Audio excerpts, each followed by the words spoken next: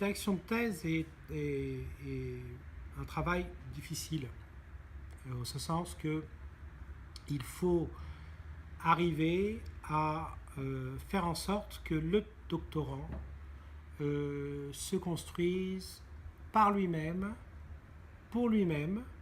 Donc c'est un rôle d'accompagnement. On ne fait pas le travail du docteur à sa place. Je ne réécris pas les thèses de mes doctorants.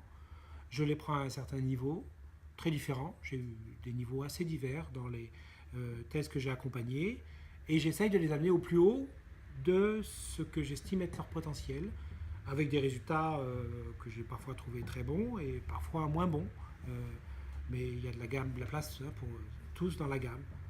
Ce travail de direction de thèse implique le directeur, et je vais vous dire franchement que de mon point de vue, la direction de thèse ne doit pas s'inscrire dans une logique reproductive.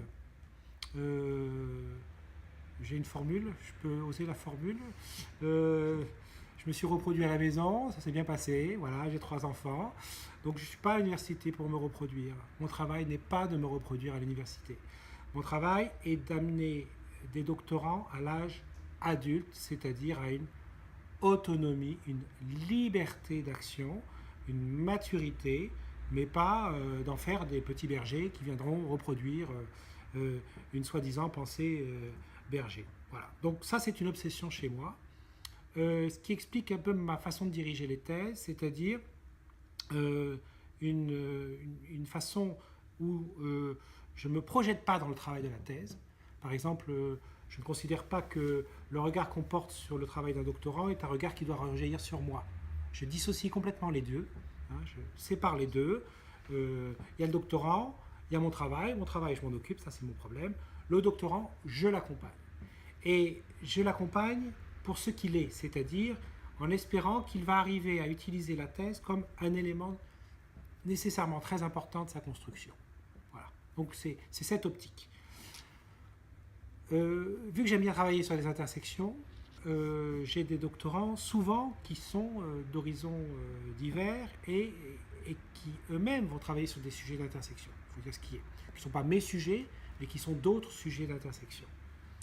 Et donc, ce n'est pas nécessairement des sujets faciles à manier, ou en tout cas qui vont les mettre dans un confort d'une matière, d'une discipline, d'une école.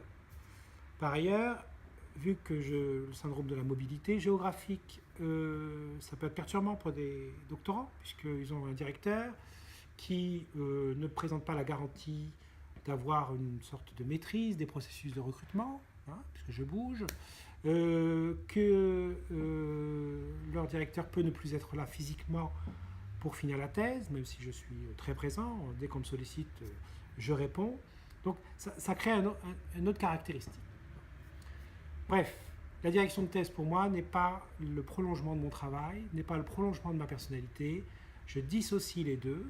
C'est un travail à part qui a pour principal objectif de s'adapter au profil du candidat, du doctorant, avec ses capacités et avec sa personnalité.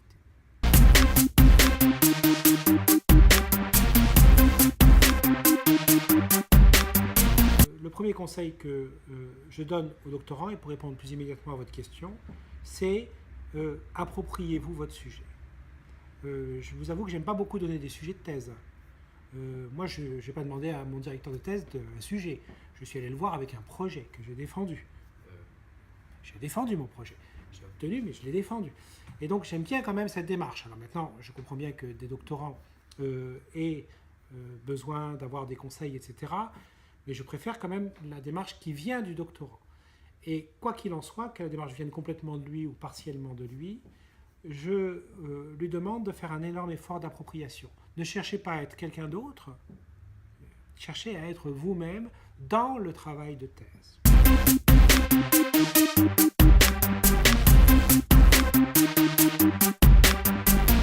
Alors, bon, excellent en général, même si la co-tutelle n'est pas une vraie co-direction, il y a toujours un déséquilibre de fait.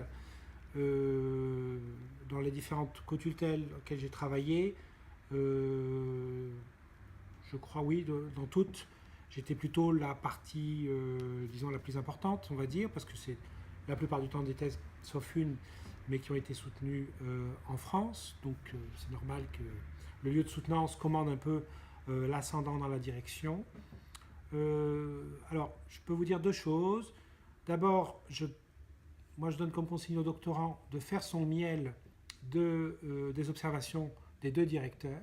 Voilà. C'est-à-dire, c'est à lui d'avoir l'habileté de tirer le meilleur parti de ce que chaque directeur peut lui donner et en faire sa synthèse. Ce n'est pas à nous, les directeurs, de faire notre synthèse de nos impressions.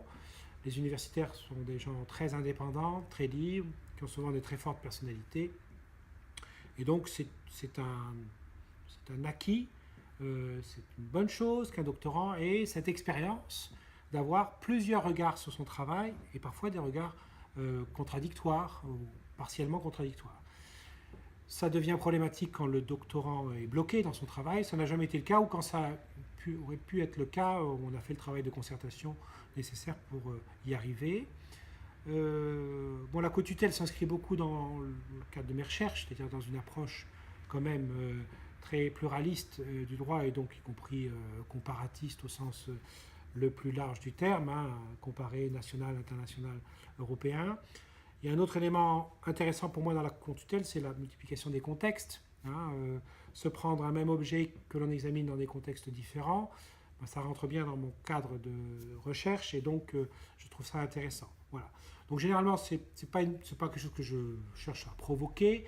Bon, j'attire assez facilement des gens en co-tutelle, ça c'est normal, compte tenu des diplômes dans lesquels j'ai travaillé, où je travaille, et de mon parcours, mais voilà, ce ne fait pas une condition absolue. En tout cas, une très bonne expérience, et je crois, pour l'ensemble des doctorants concernés, sur les 13, il y en a eu 5 en co-tutelle, comment dire, une vraie capacité à développer non pas un champ, mais plusieurs, ce qui est toujours quand même mieux dans le monde dans lequel nous vivons, d'avoir plusieurs cartes qu'une seule carte dans sa manche.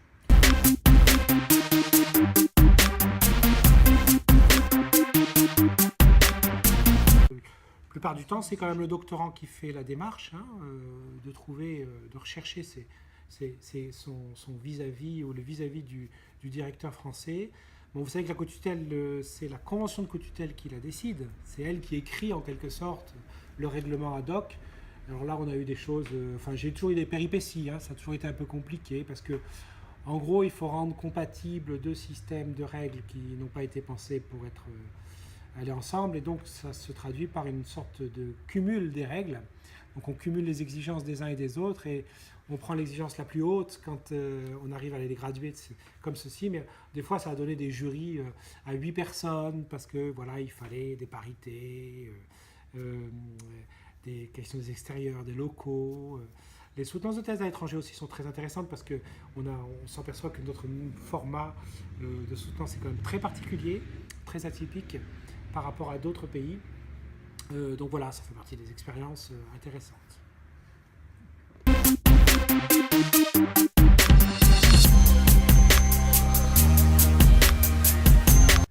Alors c'est vrai que j'ai eu la chance d'avoir des expériences école doctorale, c'est en Normandie, une école multisite, Rouen, Le Havre, Caen, et ensuite à Nanterre, une grosse école doctorale en droit et sciences politiques, un peu au début ou à l'amorce de l'aventure des écoles doctorales.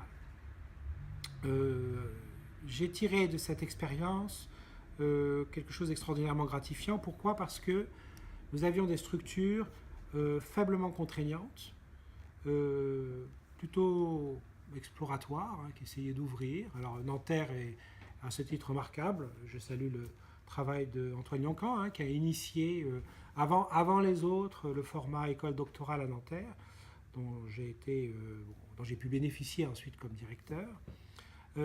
Et donc en gros, c'est conçu comme des lieux d'échange facultatifs, ouverts, où en gros, on se permet ce qu'on ne se permet pas ailleurs. Il y a une autre fonction importante des écoles doctorales, c'est le rôle d'antichambre des facultés de droit ou des conseils du FR. Moi, j'ai vu beaucoup comme directeur des gens, pour des bonnes ou mauvaises raisons, pas nécessairement bien traités dans leur faculté, dans leur diplôme, dans leur section, trouver à l'école doctorale l'échappatoire intéressant, utile pour essayer d'avancer dans leur progression. Donc c'est très important dans l'équilibre d'une faculté d'avoir ce lieu où des gens peuvent animer des séminaires qu'ils ne pourraient pas nécessairement animer parce que quelqu'un de pas très malin a décidé de leur barrer la route au-dessus d'eux. Donc c'est un beau projet, l'école doctorale. Aujourd'hui, c'est devenu quelque chose de différent. Pourquoi? Parce que les écoles doctorales ont été réglementées, se sont structurées en conseil d'école doctorale. Et alors j'ai un regard critique, mais qui n'est pas critique pour mon école doctorale, qui est une très bonne école doctorale et qui, je dois le dire, nous héberge pour cette interview. Je trouve que l'école doctorale est devenue beaucoup trop procédurière et impose beaucoup trop de contraintes aux doctorants. Il faut laisser tranquille les doctorants, arrêter de leur mettre des contraintes en veux-tu, en voilà, offrir des possibilités, laisser à ceux qui veulent s'en saisir la possibilité de s'en saisir, mais pas devenir des outils de régression administrative où on place les gens dans des situations de devoir rendre compte, s'interrompre dans leur travail, être soumis au jugement de X, Y, Z, sachant que X, Y et Z auront 3 avis nécessairement différents sur le même travail. Voilà. Donc il y a une évolution que je n'aime pas, qui est, encore une fois, est le fait d'un contexte plus général, qui n'est pas le fait local. Je dois dire que dans mon école doctorale, les acteurs font attention à appliquer l'ensemble de ces règles avec beaucoup d'intelligence. Donc il y a une approche ouverte. Je prends un exemple. J'ai proposé à l'école doctorale de droit Lyon-Saint-Étienne un séminaire pluridisciplinaire annuel financé en partie par l'Institut universitaire de France sur mes crédits sur l'approche des phénomènes. Bon, ils ont dit oui. Donc vous voyez, il y a cette vraie capacité d'ouverture, mais il faut quand même reconnaître aujourd'hui que le contexte réglementaire a décidé de créer des commissions, des comités, des processus d'évaluation intermédiaire que je trouve personnellement tout à fait désagréables.